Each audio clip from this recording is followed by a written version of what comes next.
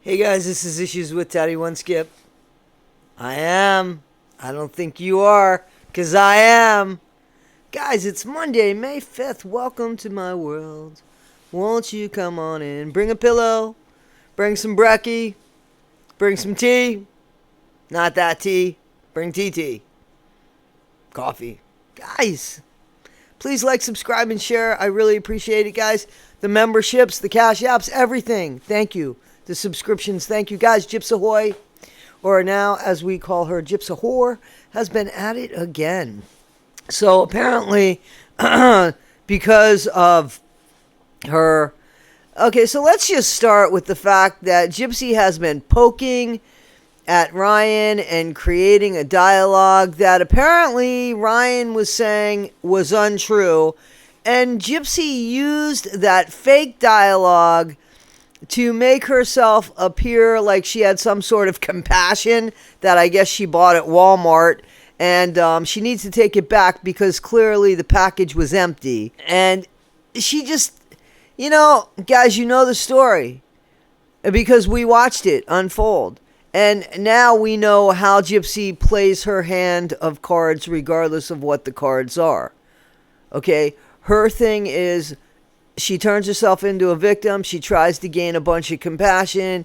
And then she wants to appear to fight back when all she's doing is reacting to somebody's reaction after she has taken a poke at them. She's not the victim. She is the perpetrator who wants to act on her ignorance and pretend that we have some and wants us to believe that she's the victim when, again, she's the perpetrator. She's not the victim. I don't think Gypsy has ever been a victim. She doesn't know victim. If victim came up and bit her in the ass and had the word victim written on it, if it said victim 3 times, if it said, hello, I am a victim, she would say, I don't have a fucking idea what you are. I can't relate to you. I don't know. That's who Gypsy is.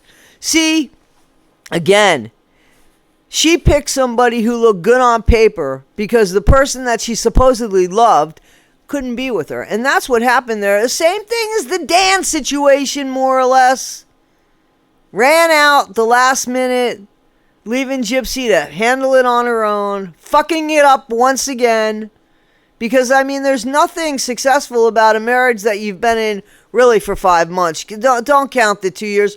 Ryan, if you want to count the 2 years that you guys were writing to each other as part of your marriage, okay. But that's not living together. That's not having somebody want you. That's having somebody interrupting their boredom day with being on the phone with you and using you to get the fuck out of jail and to try to go on with their life by using you as a stepping stone. You were the guy that she picked because you hit and clicked all the boxes. Okay? Yeah, again, maybe there were hundreds of people that seemed to want Gypsy, but nobody ticked the boxes that needed to be ticked so that she could go and live in Louisiana with somebody who was foolish enough to love her blindly and share the deepest, darkest secrets with her, only to have her weaponize them at a later date to make you, Ryan, look bad. Because Gypsy didn't give a shit. She is acting like, out of the blue, you went and spilt messages about her. One, that's not what happened. We all saw what happened. She kept taunting you, kept lying about you, kept making the world think, no. I didn't egg him on. I didn't lead him on. I've left him alone. He just can't go on. And then she says, well, I left you alone for 3 months now. Get over it. Go get therapy. Hey, listen. He doesn't need therapy if you don't need any. You unalived your mom, fucked over quite a few people, have no problem with it. So don't tell anybody to go to therapy. Because therapy could come and bite you on the ass calling itself therapy and you still wouldn't know what the hell it was. Let's be real, Gypsy. Everybody's reaction is in response to what you've put somebody through. And you can't. You clap back You can't handle a clap back. You can't handle it.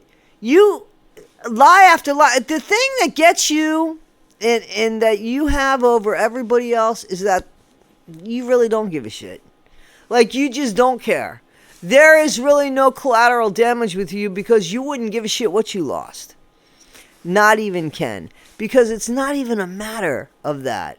It's just a matter of you not getting what you want. That's not love. That's just winning some fucking game at the cost of whatever it is. You brutally unalived your mom because you wanted to be with Dan, who didn't want you. And maybe Ryan is paying for that. Maybe Ryan paid for that. Maybe Nick paid for that. I think Nick actually did pay for that. With his life. He's in prison. And you called him a piece of shit. And you don't care about FOIAs, and it's so 10 years ago. And Nick's doing life. And you're an advocate. Once again, your words don't match the actions here. You don't give a shit about anything. I think everybody can see that now, and people are tagging it so that everybody knows. So this person that you think you are, that people, I mean, we've already seen somebody acted like they really couldn't wait to get a photo with you, only to take that photo and laugh at you. And that's what people are doing now. You're going incognito places. I don't know. I think you have the need to wear the wigs. I think you have this other personality coming out in you. I think you have DID. The personality that came out and said, Ryan, you punch back, I'm going to punch back 10 times harder, or whatever it was that you were talking about, and that new accent and everything like that, and how tough you are. Gypsa Whre. You know, that accent. Who's that person? You say you want to handle things with class and grace, but as soon as you're challenged, that's out the window. But you could say whatever you want about somebody. You could bring up somebody's deepest, darkest secrets, and somehow you think that makes you look good. Somehow, right? You've seen that. You can't read a room, right? You know, you're like a tennis player that I used to like, who just couldn't take coaching from anybody. And, you know, they're a laughingstock. People enjoy when they lose. People go and watch him lose because they think that that's the karma he deserves. People are watching you because we think it's the karma that you deserve. You're a horrible person, and you keep proving the point all the time. You went out partying on your mom's birthday, right? Is that how you celebrated? You don't see anything wrong with that either, right? The whole world's got their way of thinking, and Gypsy's got her way of thinking, and they just don't align. Guys, this is Issues with Toddy One Skip. I am Toddy One Skip. Gypsy is... there's nothing that's going to surprise me about her, to be honest with you. I think that she is despicable, deplorable, disgusting, vile. And I totally understand why she has the minions she has, because anybody with a right mind certainly would not want to be friends with her. They wouldn't trust her with their secrets. They wouldn't confide in her because that's like poison. I mean, that's like trying to be friends with a starving alligator, you know? So who can she be friends with? She can only be friends with people that are so desperate that they would be friends with a mommy murderer. And I can't see anybody of value being friends. Do you see Kim Kardashian? Not that she has so much value, but definitely more than Gypsa Whre. I mean, she's worse than Amber Heard right now. Anybody around Gypsy is going to crack. Oops, that would be Dreamer. Is going to crack and fall apart. So that's by proxy. Sorry, Dreamer. That was a rough shot at you. You didn't deserve it.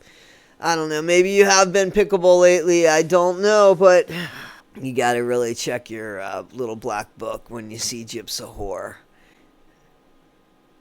in one of the slots and the numbers in that black book. I mean, if that's the best you could do is be friends with somebody who unalived their mom, threw a disabled guy under the bus for it, and is out here living her best life while using other people.